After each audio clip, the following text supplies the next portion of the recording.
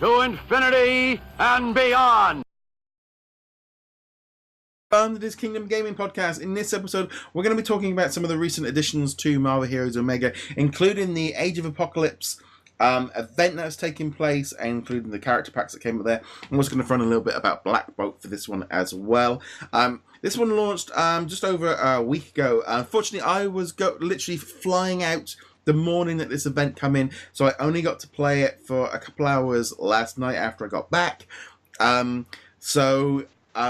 There was an event so you could kind of jump in and face off against, well, say against Apocalypse, but you're taking on his four members of the Apocalypse, which was Jean Grey, Magic, Psylocke, and Storm, and it was a little battle. Did you get to play that one? No, I did not get to play the Age of Apocalypse terminal at all, unfortunately, because just like you, I got shipped off. You went on vacation. I got shipped off to work, so I haven't had a chance to play it all. So you're now in a moon base in Antarctica, is that right? A moon base in Antarctica. Yeah, I'm in that part of Antarctica that still collapsed. Gets Wi-Fi. Well, God no. But yeah, I'm in that part of Antarctica that collapsed with a lake the size of Lake Michigan or whatever it is right now. But the actual Age of Apocalypse, the terminal itself actually was quite fun. You take on all four members of the of his group. Some of them are a little bit difficult, and then eventually at the end you get a little cut scene with Apocalypse just ends up going back into his tomb and goes on. You never actually face him, which was a bit of a disappointment because I think that would have been a cool boss and maybe a new character they could have introduced later. The fact that they've done X-Men stuff, that was kind of pretty cool, that they've used this way of doing it. Feels a little bit odd because it feels like this should have been out a year ago with the movie. It just feels like the movie tie-in was really late, but obviously just tied into a comic book. I love the fact that they introduced this event. I think it was a good way of doing it. I like the terminal. Hope it sticks around long term because it seems like such a waste for them to put this on limited time. Because it's always going to be a bit of fun to jump in there and play that. This is the kind of stuff I wish they did for all their events. This is what to me is the minimum to what they should be doing, because I think having this new content, even if it's only 20-25 minutes, 15-20 minutes, like we saw with the Captain America, the Civil War one, where we just took on each other, or you had the Punisher one where you took on the Punisher. That to me is the minimum that they should be doing for these events, because you need that content rather than just costumes and stuff.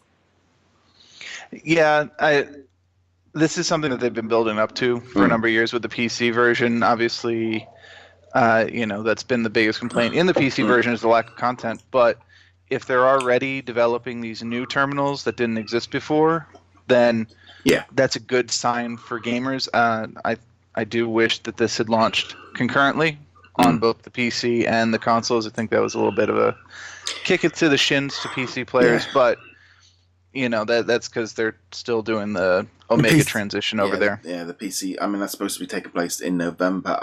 Generally, as I said, I think the event is cool. It seems a bit odd because we kind of had this Inhumans kind of tie-in with the movie. It's we should have had something like that for this. It feels a little bit I'm hoping, in all honesty, that once they've got everything moved over to Omega and that both consoles are up and running, they can start diverting all their attention on adding new I still feel like this last year has all been about getting this console version and the PC version upgraded for the next 3-4 years, and now once they've done that, we're going to start seeing a lot more of this stuff coming in.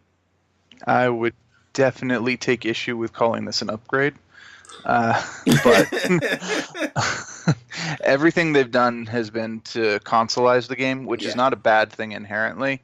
But going from the PC version with its inventory system, with its with all of the customizations that you can do with that, and the way that everything is organized on PC, to this version in the console version with the restricted inventory, the wheel system, which is fine. That's how it's supposed to work on a console, but it's for me at least a downgrade over how it was on PC in terms of organization. My biggest issue with the whole inventory system is it just feels like I filled it up constantly, and I've actually filled out my carrying inventory to max. So I've done, I've used all the upgrades possible. So I can't carry any more item, and because I've been jumping around characters, I've just got so much stuff that it's like, well, I've only got one item for each character, and I'm still just overflowing with bits and pieces. So that's a little. I mean, I just literally just dumped a load of it into storage last night because I just couldn't kind of. Well, I don't know what to do with all this crap. Like again, I mentioned this on the Star Wars episode this week. Crafting and all this stuff, I haven't got a clue what I'm doing with it. Just forget about it. I'm not interested. That's another thing. The crafting system in this game got absolutely obliterated by the Omega update. It used to.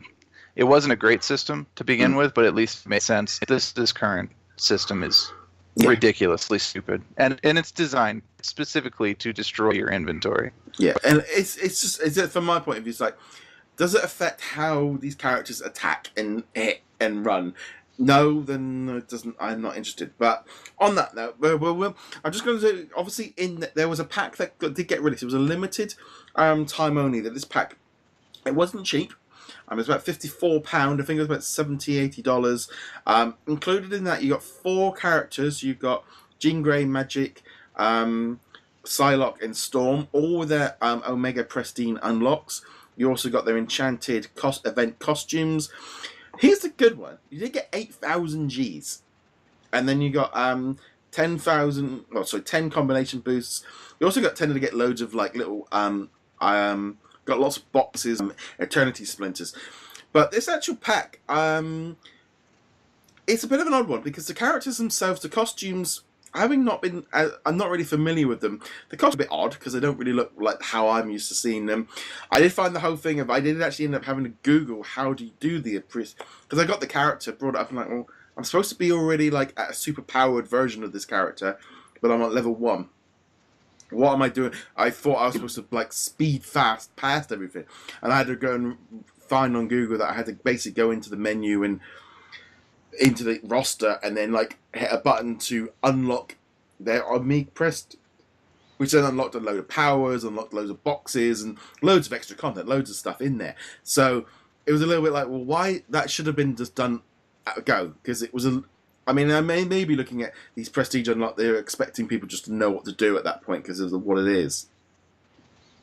I mean, I have no idea. I haven't played with the Prestige at all, so I can't even comment on it. Yeah, I mean, this whole thing that they did obviously with Spider-Man, where they did these things of like Prestige. I mean, at least in some ways that they are adding it as available as an option to people if you wanted a level up. For me, again, once I got to get to a certain point, I'm not going to level up 60 times. So boosting up this speed is a great little thing.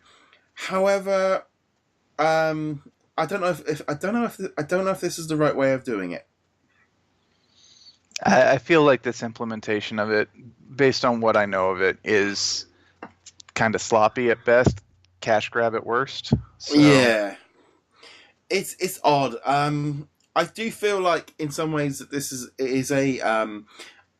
is a good way of doing it. I think the bundles being limited, I think, is a good way of them doing it, and a nice way of they've got to find ways of funding the game, so that's always a good thing. But this pack, I mean, it just feels like a very sort of expensive way of doing it. It definitely wasn't aimed at your casual player.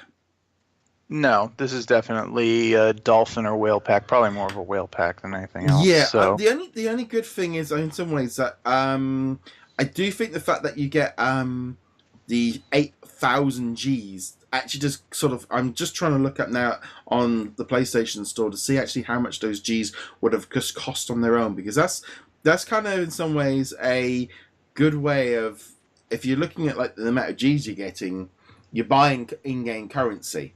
So that is true. So at least in the States, it's normally $1 per 100 Gs. So for an $80 pack, you get 8,000 Gs. That's almost a straight 1-to-1 for what you would get for the money. Of course, if you buy higher tier Gs within the game, then you get a bonus. Like a $20 pack would actually get you 2,100 Gs, so it's slightly better. But between being if you think you're going to spend $80 Yeah. on G's, then you might as well just buy this because you get a whole bunch of other stuff alongside it. I mean, that's pretty cool. I felt like the G boost definitely changed the whole thing up from what you're getting for your money, and I feel like that definitely felt like, okay, that's cool. That's adding a lot more value to this pack than just these 4 characters, because obviously you can unlock them with Eternity Splinters, but the costumes and stuff are a little bit different. And they do upgrade it, and it's like you say, this is not the casual stuff. Which I'm then going to flick over now to Black Bolt. They released the Black Bolt package, which included his new Inhumans costume. I've not yet seen Inhumans yet. I don't know if it's airing in the UK yet. Who knows what's going on with that one. But Black Bolt, I mean, he's previously been out on the PC, so I think it was a good little. It was the right time to release it in the way they did. I was playing him. I thought his Sound Blast, where you just send that wave and wave and wave. I love that. That's kind of a cool move to me. I leveled him up. Yeah, I think I got him up to like level 7 or 8 within pretty quickly. Just got running through some of the story mode, and I was having a blast playing as him. So I'm probably going to try carry on using him for a bit, because I was jumping around between all the different characters, seeing how they all look, what the costumes are, what their special moves are. Black Bolt he seems to be a lot of fun, and I think it's a bit difficult because he's been out on the PC for a while. It's not like it's entirely new. Yeah, he's not new at all. I've played with him on the PC. I don't know if they changed him at all from the PC, but I do know, at least in that form, and I'm assuming in this form, he was what we would call a glass cannon character, which was he can do a lot of damage very quickly, and he can beat up just tons of bad guys. Yeah. But he doesn't take very much damage. If you're going up against like a boss or somebody who can do burst damage, your chances are pretty good that you're gonna either go down or be very close to it very quickly, which is fine. It all depends on playstyle. I do know, again, in the PC version, that they added a whole bunch of special effects just for his character, and I think that paid off, because he is visually entertaining to play with. Yeah, no, he was a lot of fun, definitely. I'm going to try and play with him a bit more, and as these characters a little bit more in the coming days and stuff. Once the Star Wars Battlefront beta is out the way, and before Super Mario Odyssey jumps, it's definitely going to be a case of getting in and playing these a little bit more. But I do think the Black Bolt coming in like that, obviously it's available as a pack for the first 30 days before he becomes available with G's and Eternity Splinters, etc. So it's kind of one of those situations of, as a whole, it feels like the whole Inhumans has not done what Marvel wanted anyway. So as while I've said about I wish they had a proper event and terminal for this event, I can see now that maybe they pulled the plug on pushing too much content for this tie-in. I mean, I could rant about the Inhumans for easily half an hour, and I'm not just talking about the TV show or the whatever. Yeah. I'm talking about, how Marvel's been pushing the Inhumans for the last several years. We've seen them in Agents of S.H.I.E.L.D., etc., etc. I have been watching the show. It's up to episode 3 at the time of this recording. I've seen all 3 of them. It's not good, but it's getting better with each subsequent episode. Sorry, coming from the comic side of things. But it's got a long way to go. So. Yeah, we'll be discussing that probably on an episode next week on the DisKingdom podcast, because I'd love to get your thoughts on that one. But on far as Marvel Heroes go, still lots of content coming in. Definitely the console version has just this is the one thing I like about this game now. This drip feed of content, new terminals, etc. Just keep bringing you back in, and that's what this game needs to survive, because once you've done that story, you might drop out. But things like this terminal is exactly what this game needs. Yeah, and if you're on the PC side, it is a very drip feed of content, because with the exception of this Age of Apocalypse trailer, all of this stuff has already been on the PC side. But, it as we've discussed previously, this is about getting them up to parity at this point, and obviously the focus is on the console. And we have to assume that the console is where they are making money. Because everyone on the PC side is either already paid for stuff or they're not going to. So, And I just realised Inhumans, when I've just done a quick Google, has now been picked up by Sky, so I'm going to have to pick up a different subscription package to be able to watch this show. Which I would save my money. if it's not, I need to get the subscription to get back onto Grey's Anatomy because we dumped Sky this winter, so now it's like I've been waiting to get Now TV, and so at least now there's 2 TV shows that we want to watch. It's not quite so bad, but yeah. Okay, yeah. If you're getting more than just the Inhumans, then okay. I still question Grey's Anatomy, but that's cool. You can enjoy that. We've been watching it since season 1, so it's been a long time one. But we'd love to know your thoughts on the Marvel Heroes content lately. And you'll see some gameplay footage and stuff that's going on in the background while we're doing this one. Since we've got James in his Arctic moon base. On that note, guys, thank you very much for watching. James, where can they find you? Find me heroiclegacy.com. And on that note, guys, thank you very much for watching. See you guys soon. Later.